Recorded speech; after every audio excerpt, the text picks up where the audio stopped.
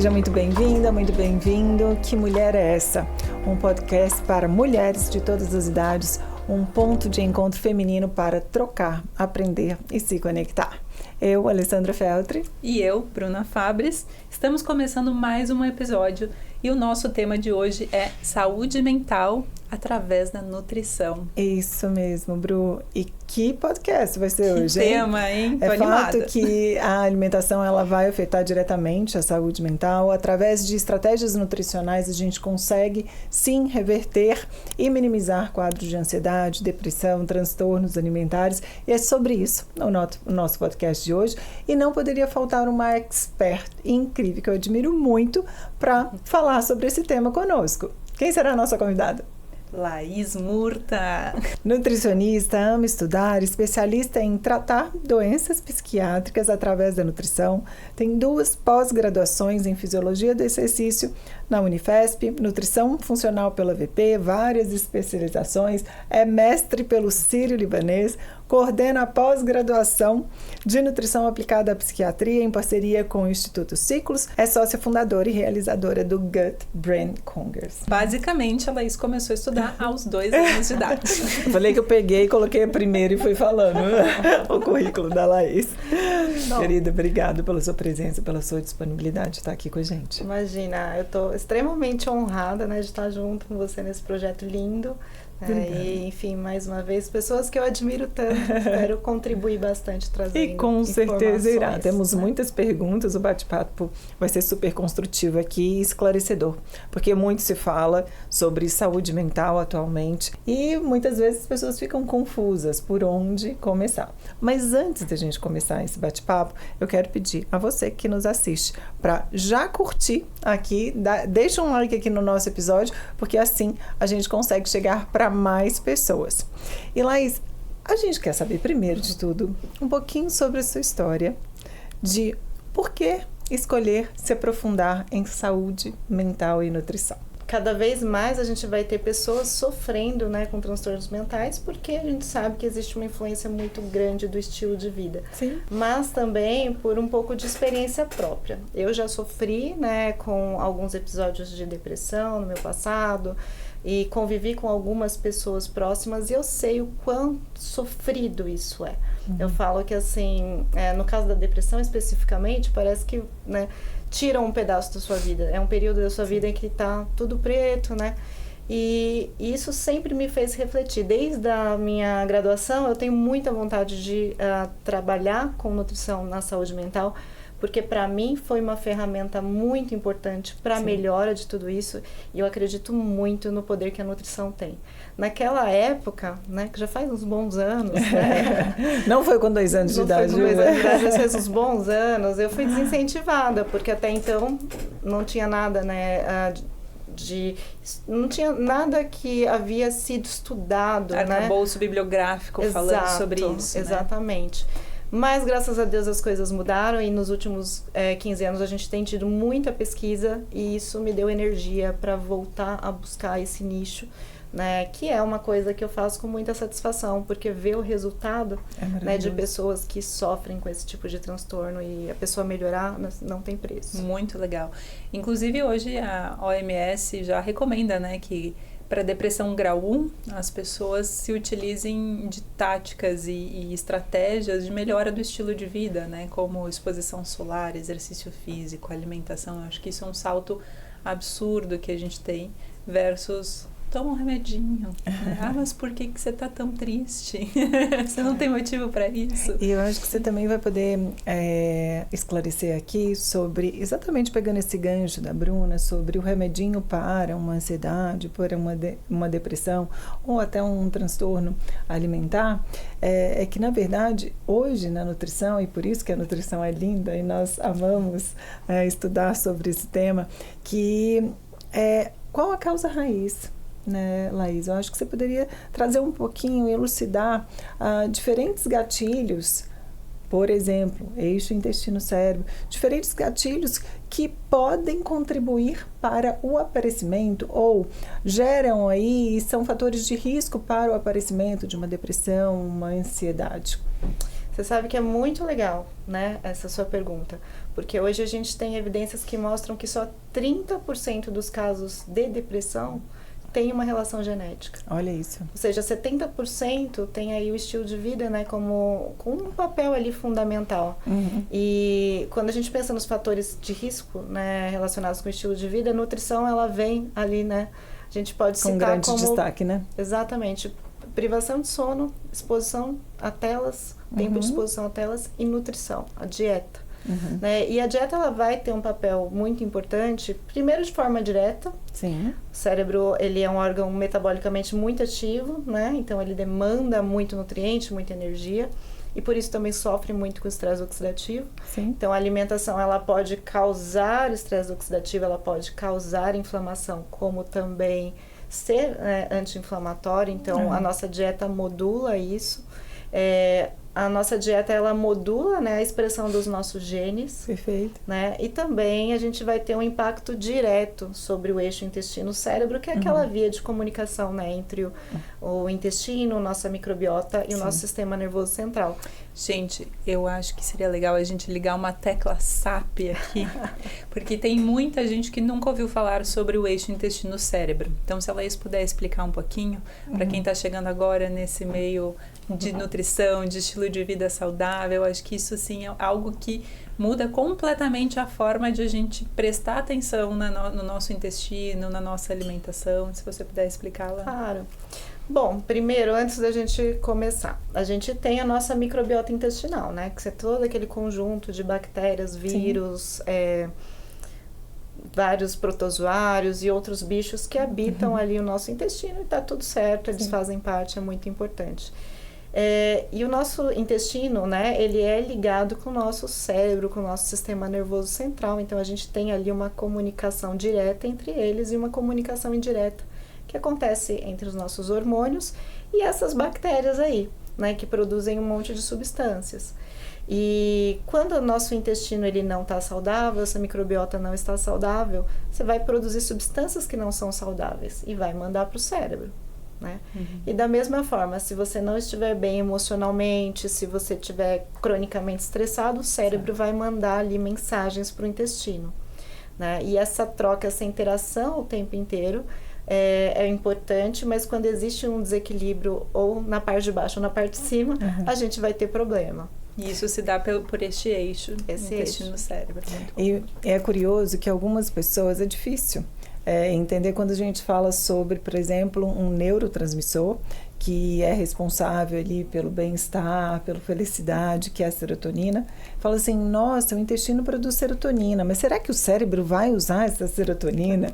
E eu já te vi falando sobre esse tema de uma forma muito prática, muito didática. Queria que você explicasse para todo mundo aqui como que o cérebro vai realmente utilizar essa serotonina produzida no intestino. Então, olha só que interessante, a gente tem, né, realmente vários neurotransmissores, esses hormônios, né, produzidos no intestino pelas próprias bactérias ou por células que a gente está lá, ou muitas vezes até pelos alimentos que a gente consome. Exato. Mas eles não passam para o cérebro, né, porque o cérebro ele tem uma muralha protetora que a gente chama de barreira hematoencefálica, então não deixa passar. Essas substâncias elas vão ter um efeito mais local. A serotonina, por exemplo, é muito importante para a motilidade do intestino. Olha só. Né? Então, sem serotonina, você vai ter o intestino preso ou solto demais, tudo que a gente não quer. Não. Mas a gente vai ter uma ação dessas substâncias, né, nos aferentes, ou seja, nas terminações nervosas que ficam lá no intestino. Então, através disso, eles conseguem, né, exercer um efeito sobre o sistema nervoso central, né? Então a gente tem esse papel de uma forma, eu diria, indireta, modulando a nossa produção lá no cérebro. Quando a gente fala sobre o papel da alimentação, você trouxe aqui e deu realmente o destaque, a gente sabe que existe um destaque na nutrição quando a gente fala de saúde mental. E que para termos uma saúde mental, acabamos de esclarecer que a gente precisa de um intestino saudável. E para manter esse intestino saudável na prática. Estilo de vida saudável. O que encaixaria nesse estilo de vida saudável quando a gente fala em termos alimentares, nas escolhas que nós fazemos diariamente? Laís, como que isso pode contribuir positivamente e negativamente no nosso intestino.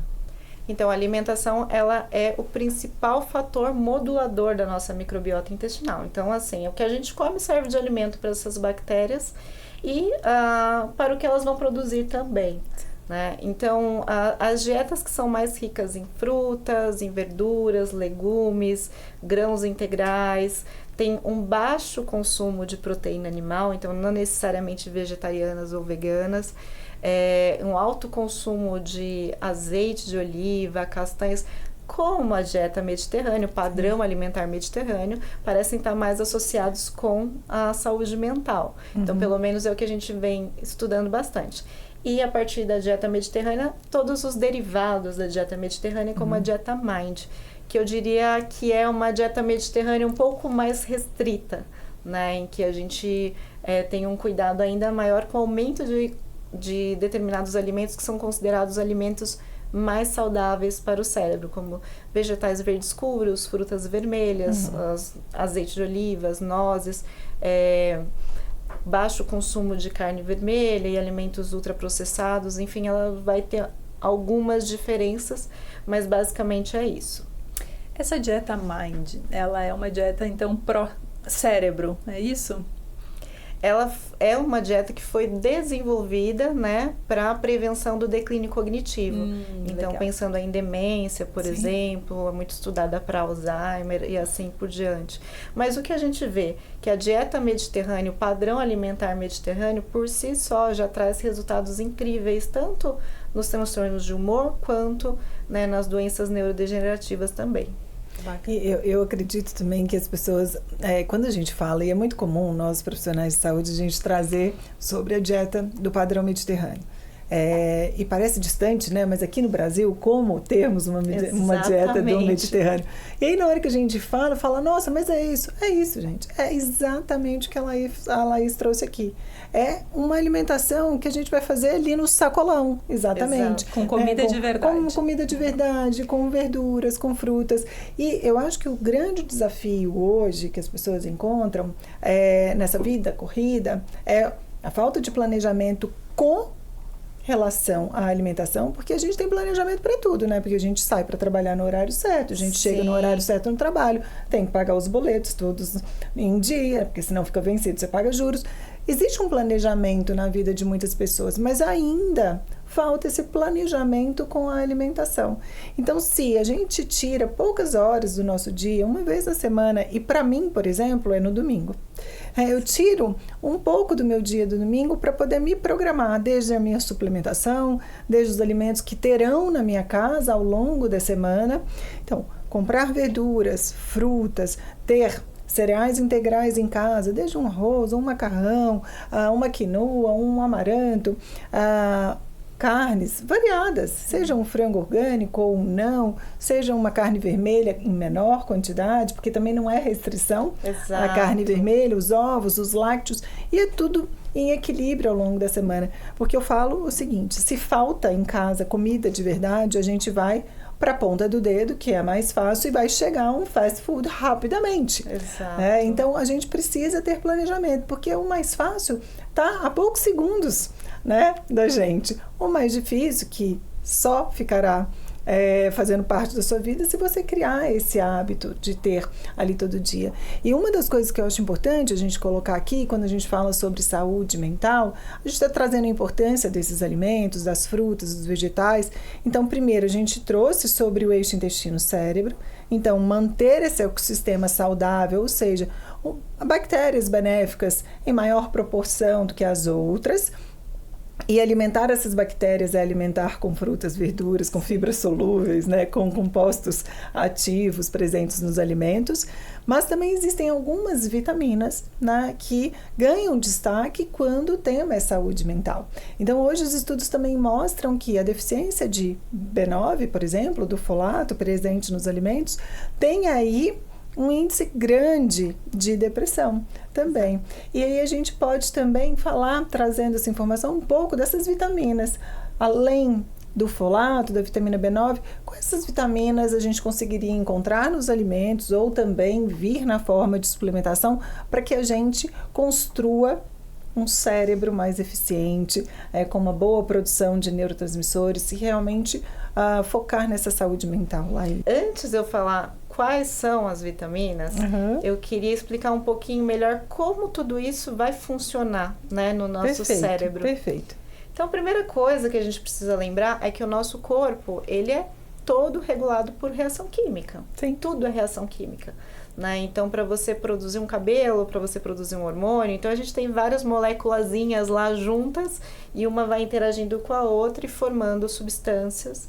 Só que todas essas reações, elas são reguladas por nutrientes, por vitaminas, por minerais. Então, se a gente tem uma alimentação desequilibrada, a gente vai ter reações que não vão acontecer da forma certa. Perfeito. E isso vai, com o tempo, gerar os desequilíbrios, as doenças, tá? E por que isso é importante? Quando a gente pensa, por exemplo, num neurotransmissor. Então, vamos falar da serotonina que você mencionou. Para a gente produzir serotonina, a gente precisa de triptofano, que vem da nossa dieta, através do consumo, né, de proteínas. A gente tem as vitaminas do complexo B, especialmente a vitamina B6, a vitamina C, entra aí também importante, B9, B12. Então, você acha que você vai ter uma serotonina se sua dieta estiver desequilibrada? Tem como. Não vai ter, vai faltar matéria-prima. E eu digo isso muito para os meus pacientes, porque muitas vezes a dieta ela vai entrar até para um tratamento ali de uma depressão, por exemplo, mais leve, moderada, sim, né? Mas se a gente não tiver uma alimentação adequada, nem o tratamento para uma depressão mais grave vai funcionar. Sim. Né? Se não adianta usar um recaptador de serotonina se não existe a serotonina. Então, assim, a dieta ela vai ter um papel também muito importante para uma maior efetividade. Deixa eu só esclarecer para quem está aqui com a gente, quando você fala sobre recaptador de serotonina. Existem alguns medicamentos que vão auxiliar algumas pessoas, né, na ansiedade, depressão, que vão otimizar essa captação de serotonina para que a pessoa sinta mais bem-estar, se sinta bem. E é o que a Laís acabou de trazer.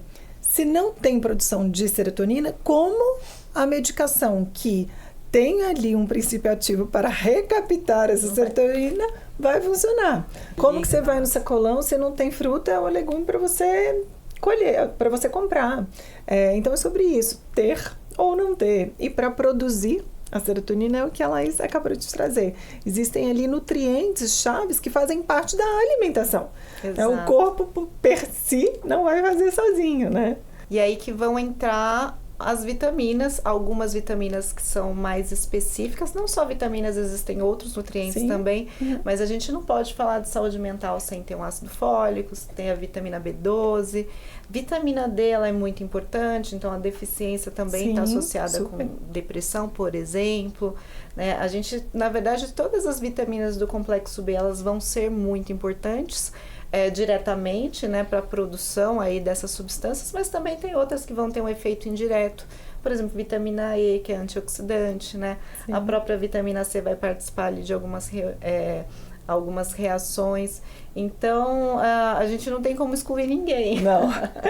Laís, se a gente fosse fazer, assim, uma suplementação coringa para prevenção e para alimentação dessa saúde mental, se você tivesse que escolher os seus top 5, assim, entre minerais e vitaminas e ativos, o que você escolheria? Sem dúvida, os dois primeiros são ômega 3 e magnésio. Né?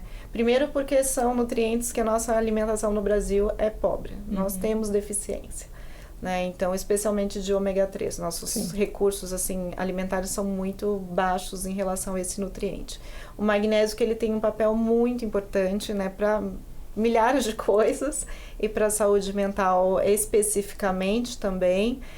Além disso, eu gosto muito da creatina pensando em saúde mental, né? Porque a creatina ela vai ter um papel ali na produção de energia e a gente sabe que o nosso cérebro gasta muita energia. E como eu disse, acho que não tem os outros, né? Não tem como especificar um, porque todos vão ser muito importantes, mas especialmente as vitaminas do complexo B. Quando a gente pensa na alimentação do brasileiro, infelizmente, né, com a redução do consumo de alguns grupos alimentares, grãos integrais e leguminosas, enfim, a gente acaba tendo uma maior deficiência desses nutrientes, né?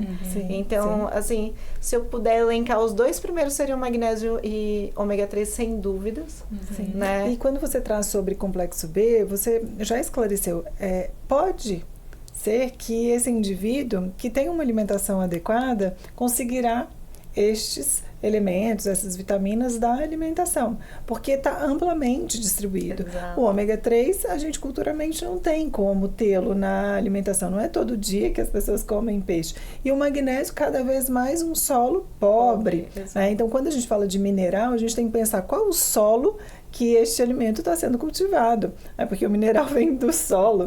Então, seriam aí grandes destaques para você. A vitamina D, quais os níveis você considera saudáveis para um cérebro saudável? Se a gente fosse dosar no sangue, assim, qual o padrão ouro? Olha, o que eu posso dizer é que talvez isso não esteja tão bem estabelecido, mas manter os níveis de vitamina D entre 60 e 100 seria o ideal, né? Hoje em dia os valores de referência variam muito, né, de laboratório para laboratório, mas a gente pode pensar aí entre 60 e 100, também não mais do que isso, porque a gente sabe que a vitamina D também controla outras coisas, como níveis de cálcio, né? Então, a gente tentar manter ali nessa faixa seria bacana. Legal. Então, se você em casa tá meio borocochô, dose a sua vitamina C. Desculpa. E é muito comum essa deficiência, cada vez comum. Mais no consultório, né? A gente vê vitaminas D de 23, de 20, Exato. De 18 e tudo dentro do valor de referência, que o valor Exato. De referência é um range muito grande.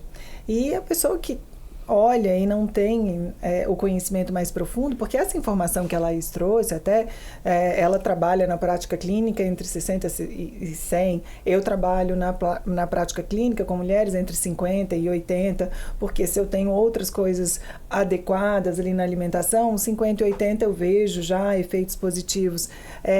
A gente precisa estudar, porque não tem isso definido ali no valor de referência. Então, são os estudos mais novos trazendo novas referências de valores mais altos do que os apresentados atualmente nos laboratórios, né, Laís? Tem gente que tem problemas digestivos, que não vai ter uma absorção adequada, né? Tá usando aquelas medicações, né, para gastrite, os prazóis da vida, que também vão acabar impactando nesse processo digestivo, piorando o intestino. E as peculiaridades genéticas, né, que aí é um mundo à parte. Um mundo à parte. Né? Então, a gente tem muitas questões e é importante que realmente, como você mesma disse, a gente tente ali na prática clínica, tente individualizar conforme ali a necessidade do nosso paciente. Exato. Né? Se você puder explicar um pouquinho mais sobre a permeabilidade intestinal para os nossos ouvintes também, e o quanto o intestino permeável pode ser nocivo à saúde mental, seria muito legal. O intestino, naturalmente, ele tem uma permeabilidade seletiva. Sim, é ali que a gente absorve. Só que uma inadequação disso seria uma hiperpermeabilidade. Acho que falar sobre essa hiperpermeabilidade e como estilo de vida ou alimentação pode contribuir para essa hiperpermeabilidade, que é o que não queremos. A gente quer um intestino permeável, ali mais seletivo. E o que pode prejudicar, levando essa hiperpermeabilidade.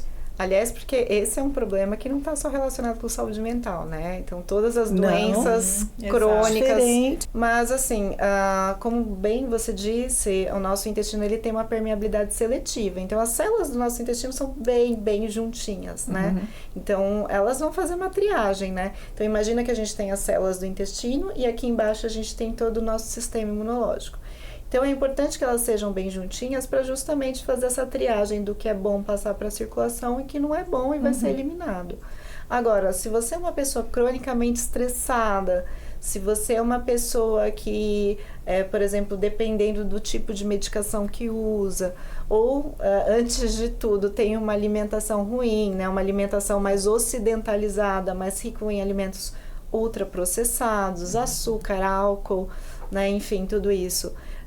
Você começa a ter um processo inflamatório. Primeiro você vai ter um impacto na microbiota. Exato. Então isso vai ter um impacto na microbiota residente ali e isso vai fazer com que você tenha uma inflamação que vai quebrar as estruturas que ligam essas células, formando um espacinho entre elas. Exato. E aí, nesse espacinho, coisas que não deveriam passar para a circulação acabam passando. Então, por exemplo, fragmentos de bactéria, proteína mal digerida. Quando isso chega lá embaixo na circulação, que tem ali todas as suas células do sistema imune esperando, elas olham e falam aqui, nossa, isso aí é um ataque alienígena, né? Vamos atacar isso, né? Vamos chamar todo o exército Chama todo cá. o exército. E começa a ter uma guerra. Só que nessa guerra, o sistema imune produz uma série de substâncias, né? Que vão mediar esse processo inflamatório, que a gente chama de citocinas. E uma vez que isso está no sangue, está no corpo inteiro. Exato, na né? circulação. Isso daí vai afetar muitas coisas. Então, está associado com alergias alimentares, doenças autoimunes, Sim. como você mesma disse, e também os transtornos mentais. Porque assim, Ale, todos os transtornos mentais, doenças neurodegenerativas e dor crônica, que estão ali, vamos dizer assim, a fisiopatologia é muito parecida, né?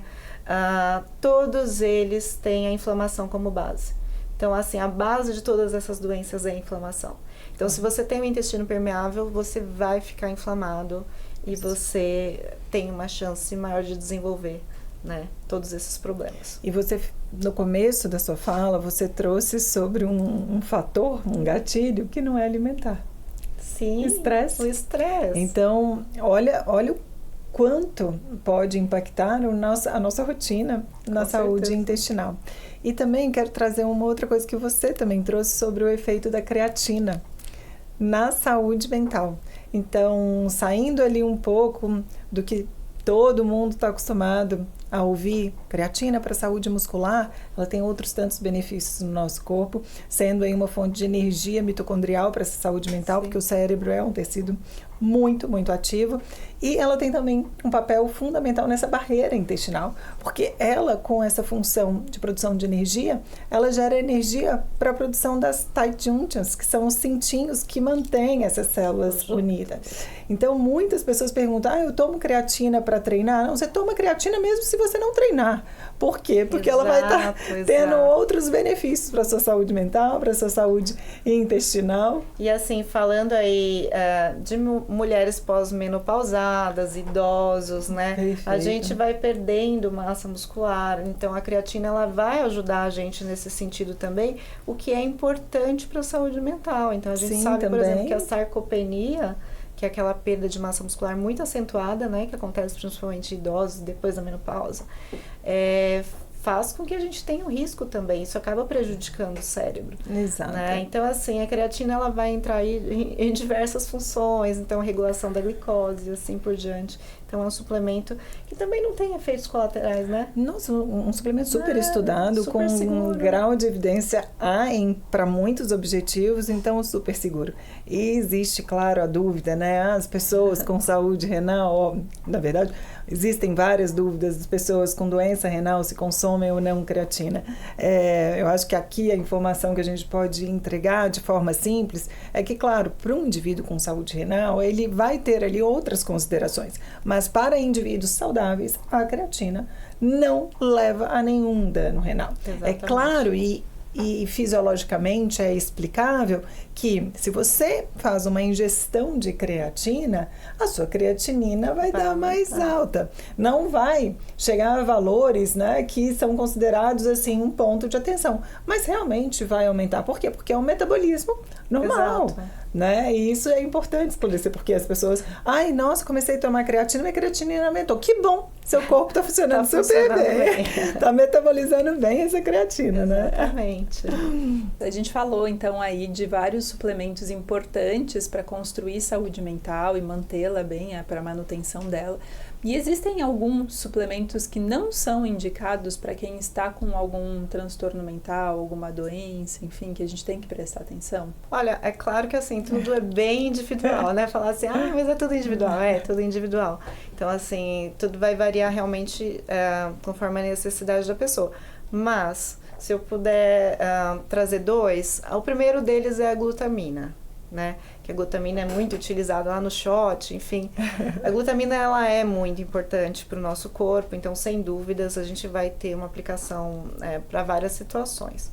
Mas a gente tem que ter cuidado, né? Quando a pessoa tem algum tipo de transtorno mental, insônia, né? Porque a glutamina, ela vai dar origem, ela é matéria-prima para a produção do glutamato, né? Que é o nosso principal neurotransmissor excitatório, né? O excesso desse neurotransmissor acaba sendo neurotóxico, acaba matando, vamos dizer assim, nossos neurônios. Então, ele tem que ser finamente regulado. Legal. Então, para essas pessoas que já estão ali com o cérebro inflamado, então dar mais glutamina pode ser que prejudique. Tem muita gente, por exemplo, que toma glutamina e começa a ter enxaqueca, começa a ter insônia, né? Então, não que, assim, não se possa usar a glutamina, mas tudo vai ser a dose, vai ter um tempo determinado, vai depender ali por que você vai usar, né? O objetivo do tratamento. É início, meio e fim, dependendo da condição clínica atual e não indiscriminadamente. Acho que deixar 2 nomes aqui bem claros, a creatina para talvez aí a maior parte das pessoas sem limitação, porque não tem efeitos colaterais como a gente está trazendo da glutamina. E a glutamina tem efeitos no corpo positivo, principalmente quando a gente fala de barreira intestinal, de manter esse intestino mais íntegro, mas num momento que precisa ser recuperado. Se não precisa, ou dependendo da condição clínica, né, do que aflige esta pessoa nesse momento, ela vai ser bem-vinda, mas o profissional de saúde tem que determinar, você vai consumir agora, vai parar neste momento, né? E não usar no shot indiscriminadamente. Indiscriminadamente. Eu acho que, assim, nenhum suplemento tem que ser utilizado sem supervisão. Porque, lembra que eu falei que é química o nosso corpo, então qualquer desequilíbrio químico você bagunça tudo, né? Um outro suplemento que também, assim, eu não gosto de utilizar, a não ser que eu tenha certeza que aquele intestino é muito saudável, é a carnitina, né? A L-carnitina. Porque a L-carnitina, quando você tem um processo de desbiose, que é essa alteração da microbiota intestinal, né? Ela não está saudável, essa microbiota que não é saudável, ela fermenta a carnitina, produzindo uma substância que a gente chama temal. E esse temal está associado com doenças cardiovasculares, o aumento do risco de doença cardiovascular e também demência, né? Transtornos mentais. A carnitina, apesar de tudo, ela é muito importante, inclusive para o cérebro, porque ela faz parte ali dos processos de geração de energia, tá? Mas assim, eu particularmente tomo muito cuidado na prescrição, até eu ter certeza que esse intestino está saudável.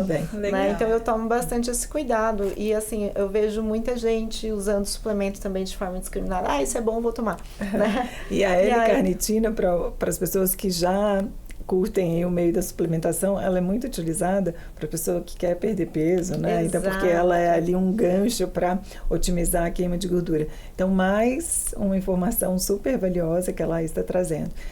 Não é que não seja um suplemento adequado. Exato.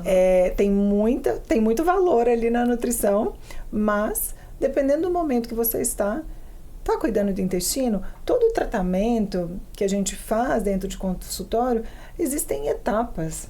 Né? Então, assim, você quer emagrecer, mas seu intestino está bagunçado, primeiro a gente vai consertar seu intestino, porque assim você absorve as vitaminas necessárias para otimizar a queima de gordura, assim você vai metabolizar bem a carnitina, que vai ser essencial lá para você queimar a gordura de forma eficiente, mas são etapas, né? Então, a primeira etapa é arrumar seu intestino, preparar esse terreno biológico para seguirmos para uma segunda etapa. Isso que é muito importante, né? Para a gente fazer da suplementação cada vez mais uma suplementação precisa, individualizada e colher benefícios e frutos aí prósperos, né? Esse nome que você falou de temal, ele também está associado a uma dieta rica em proteína. Qual o impacto da dieta rica em proteína na saúde mental? Olha, é muito bacana, né, essa pergunta, porque tem um impacto muito grande, né?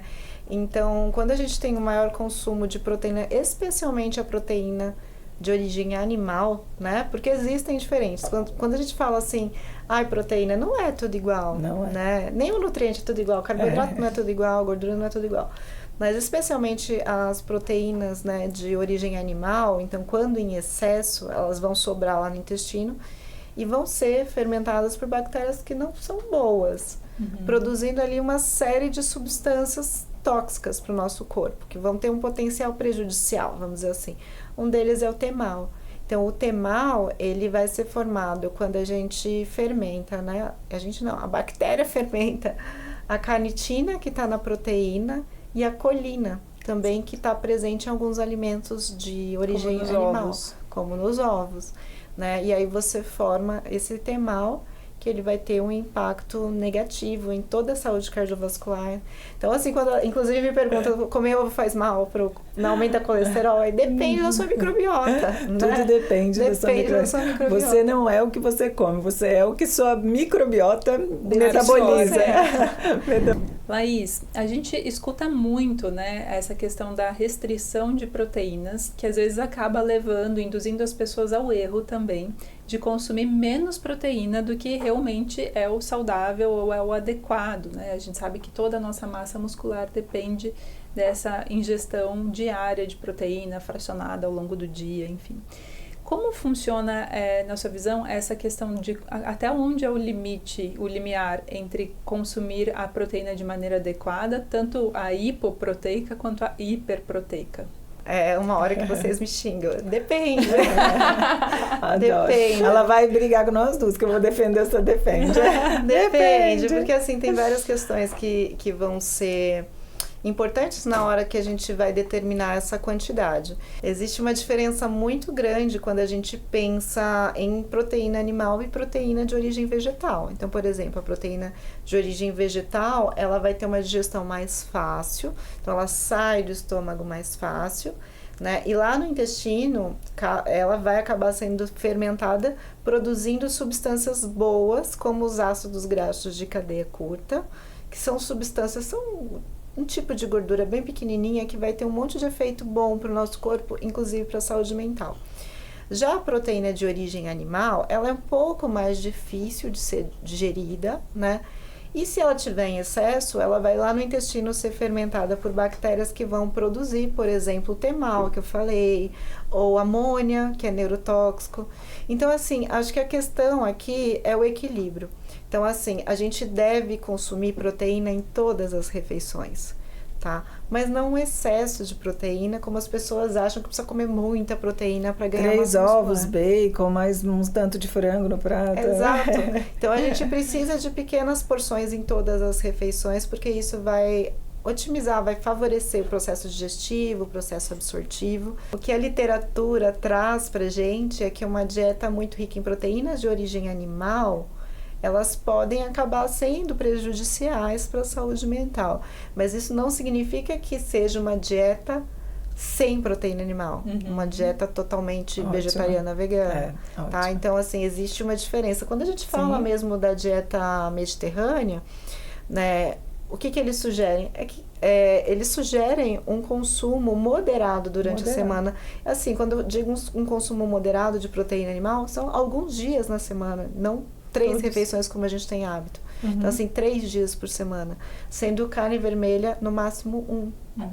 Obviamente, quando a gente pega esses estudos, a gente está falando isso no âmbito geral, populacional. A gente tem que trazer isso para o indivíduo. Você está com o intestino saudável, você tem um hábito, um estilo de vida saudável, de repente você consegue, vai ser bom para você colocar um pouco mais. Para mim, Laís, que tem a digestão péssima, então proteína animal é no máximo de vez em quando, assim, umas 3, 4 vezes por semana e olhe lá.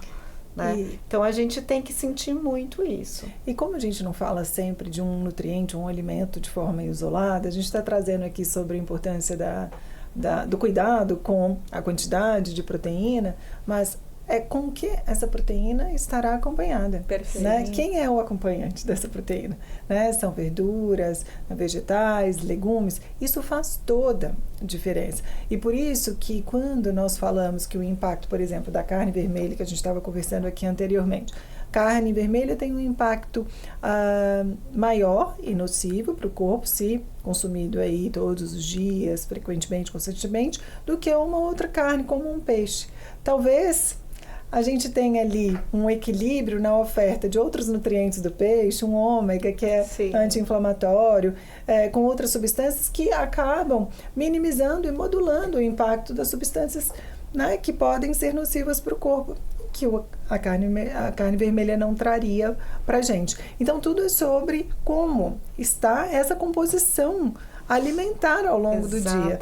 Poxa, claro que se a gente, por exemplo, até se a gente for consumir um colágeno, que é uma proteína de origem animal, batê-lo com uma fruta, por exemplo, é muito bacana. Você tem ali compostos ativos, vitaminas, minerais, junto com uma proteína, do que simplesmente colocar um colágeno. Ou, não quero fruta, um colágeno com um cacau, colágeno com uma cúrcuma, com uma pimenta, uma especiaria que tem ali efeitos, se de forma frequente, né, na nossa alimentação, terá efeitos bem benéficos, né, para o organismo. Com certeza. É sobre as combinações, né, É muito diferente você comer um bife à parmegiana, né, do seu, sei lá, da sua carninha moída ali do dia a dia. Então, acho que a forma de preparo e o contexto acabam sendo fundamentais. E quando a gente fala um pouquinho de situações e transtornos específicos da saúde mental, que eu acho que aflige realmente grande parte da população no Brasil e no mundo, sobre ansiedade e depressão, quais estratégias práticas para as pessoas que sofrem esse transtorno, o que você conseguiria aqui deixar para os nossos ouvintes de forma prática? O que colocar no dia, como adequar a alimentação, sobre estilo de vida, o que você vê, estuda e pode trazer aqui para a gente? Bom, você falou de estilo de vida, é um ponto fundamental. Não adianta a gente só ficar falando de nutrição se a gente não pensar nas outras coisas, né?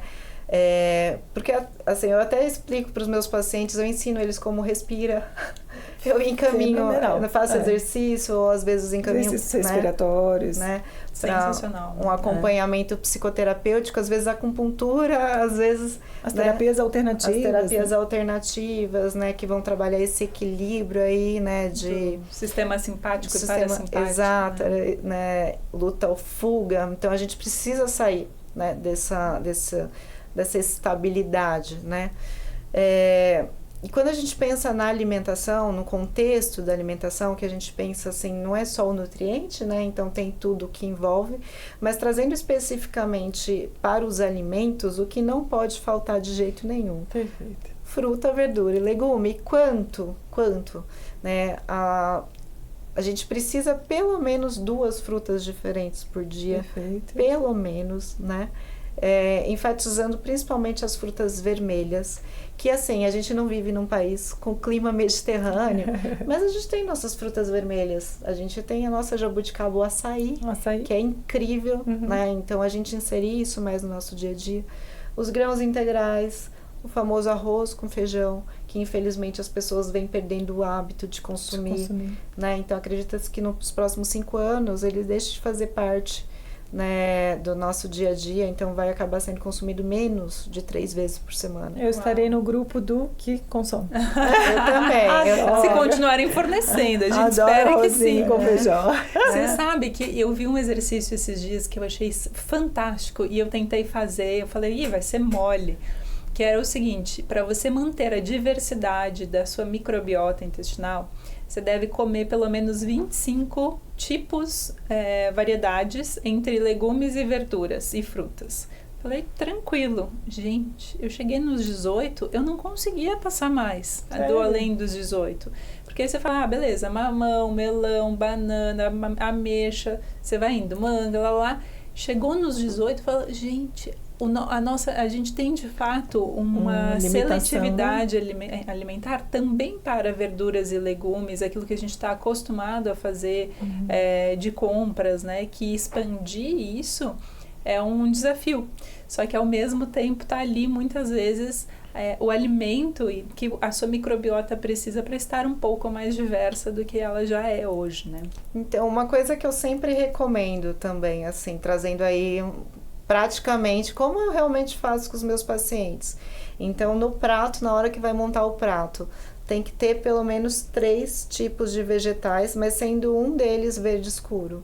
Então aí um brócolis, uma couve, né? Então assim, um agrião, espinafre, de preferência os folhosos, né, refogadinhos, porque você tem um conteúdo nutricional maior, mas no mínimo 3 tipos diferentes, não alface, tomate, cebola, né? Que é o comum, que é o comum, né? E não é uma rodela de tomate, uma folha 2 de alface. folhas de alface e uma rodela de tomate. É comum, gente. É comum. Então, assim, isso no almoço, isso no jantar, porque tem gente que não gosta de comer no jantar, fala assim, eu prefiro um lanche à noite.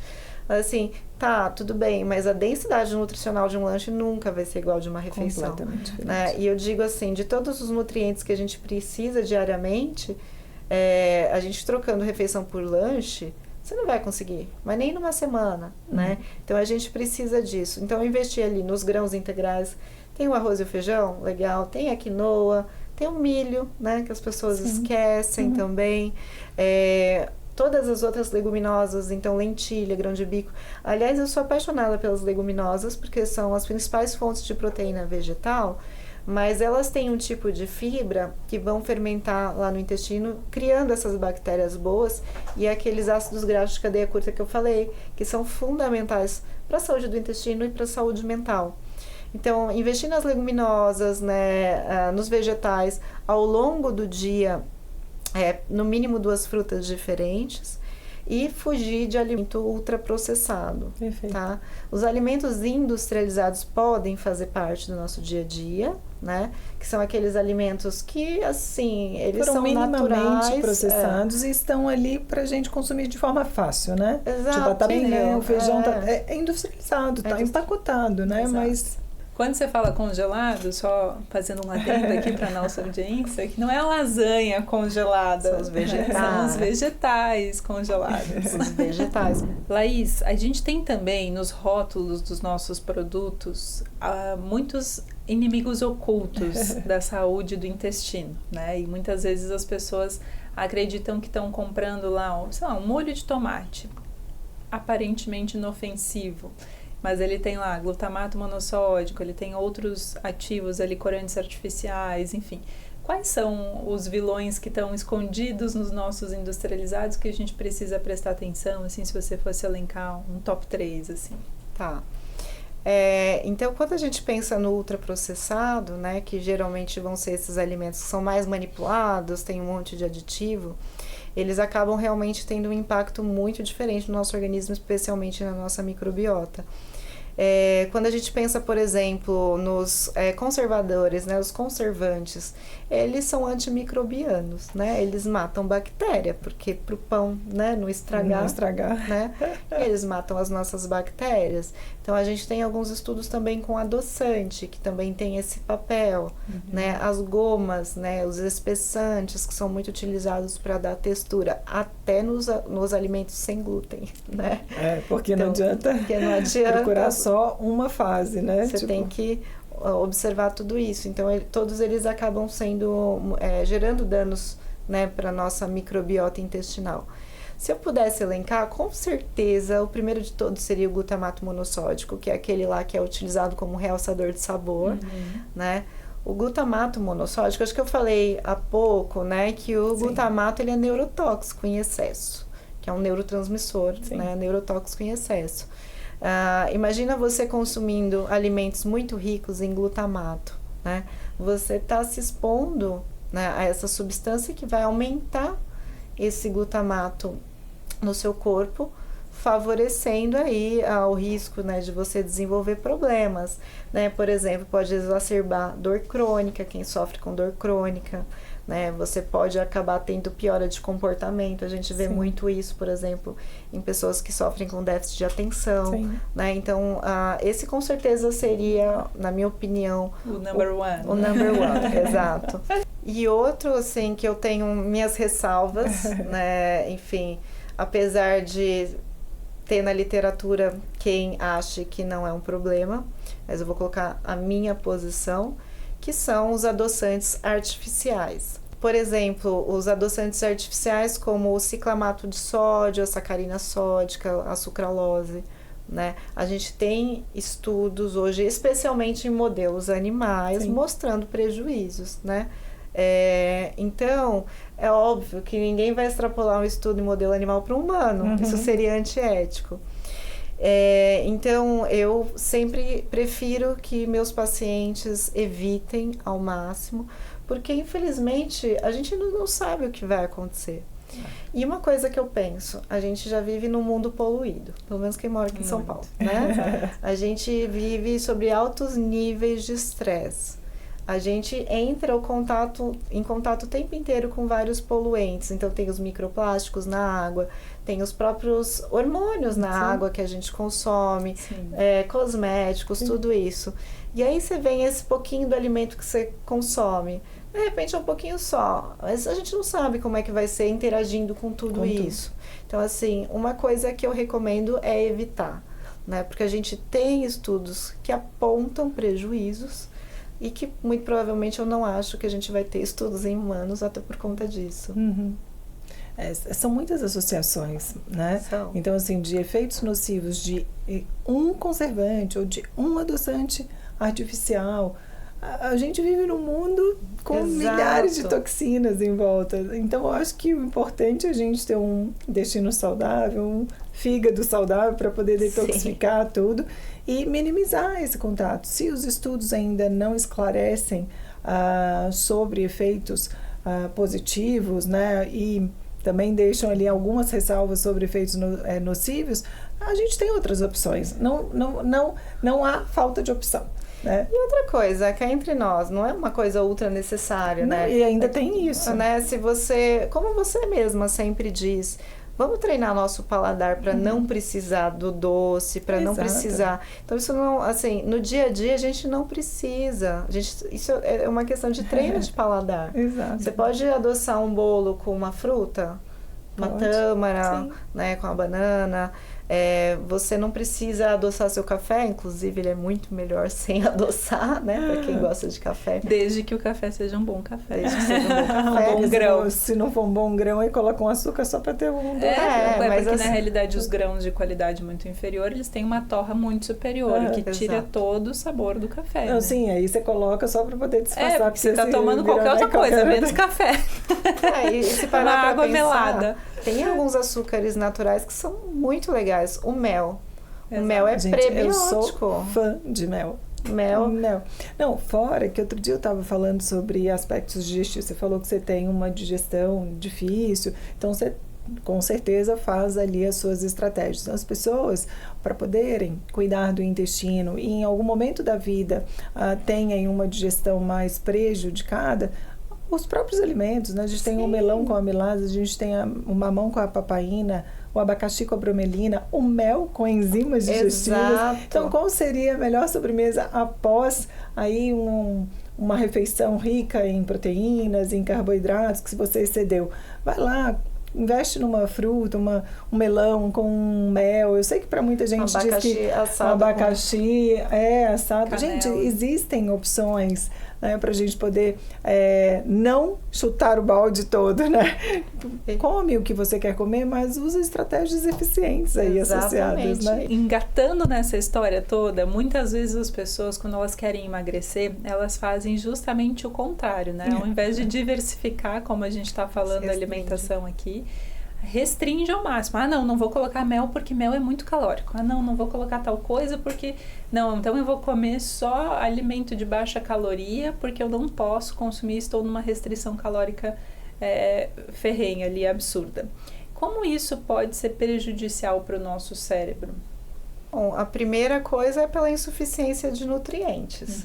Né? Não tem como a gente conseguir tudo o que a gente precisa com dietas, por exemplo, de menos de 1.500 calorias. É absolutamente impossível isso. Né? Então, a gente não consegue. Então, você vai acabar tendo uma deficiência nesse sentido. Então, essa é a primeira coisa. Segundo, que né, as dietas muito restritivas, elas acabam fazendo com que o nosso corpo fique estressado. Então, você entra naquele processo de estresse crônico, que é totalmente danoso para a nossa microbiota e para a nossa saúde mental. Né? Então, a gente, obviamente, quando a gente pensa numa estratégia de emagrecimento, Muitas vezes vai ser necessário uma restrição calórica, porque tem pessoas que a gente só organiza já emagrece, mas tem fases que a gente vai precisar de uma restrição, né? Mas isso tem que ser muito bem acompanhado e são fases, né? Que não devem durar para sempre e, na minha opinião, não devem durar, por exemplo, muito mais do que 30, 40 dias. Eu acho bem importante que a gente tenha esses ciclos aí de estratégias, né? Para que você não tenha essas deficiências, né? Para você não sofra com essas deficiências e, em muitos casos, aí vai entrar a necessidade de uma suplementação também. Eu quero já marcar a data, Paula, já marca uma nova data com a Laís, por favor, porque tem muito assunto, a gente ainda tem muita coisa para falar sobre saúde mental aqui. Mas hoje, né, a gente precisa finalizar, mas te agradeço pela sua disponibilidade, sempre super carinhosa com todos os nossos pedidos, né, desde muitos anos a gente tá junto aí nessa jornada. Obrigada pelo seu tempo, por todo o seu conhecimento, parabéns pelo seu lindo trabalho. Eu que agradeço, gente, é uma grande honra estar aqui com vocês, conversando sobre um tema que eu amo, né, e, enfim, sou grata e admiro muito também, né. Obrigada, então, muito obrigada, Laís, foi um prazer enorme saber mais sobre o seu estudo, sobre a sua experiência, sobre saúde mental. Que bom que o mundo tem profissionais como você para trazer luz a esse conteúdo que é tão, tão, tão essencial nos dias de hoje, né? E saber que a gente pode curar doenças muitas vezes fazendo mudanças no estilo de vida, enfim. Então, parabéns. E toda quinta-feira tem um novo episódio do Que Mulher é Essa? Um novo ponto de encontro feminino para trocar, aprender e se conectar. Obrigada a todos. Beijo, Bru. Obrigada. Beijo, Laís. Obrigada. E você continue seguindo a gente nas redes sociais, curta esse conteúdo para que ele possa alcançar mais pessoas. E a gente se vê na próxima. Beijinho.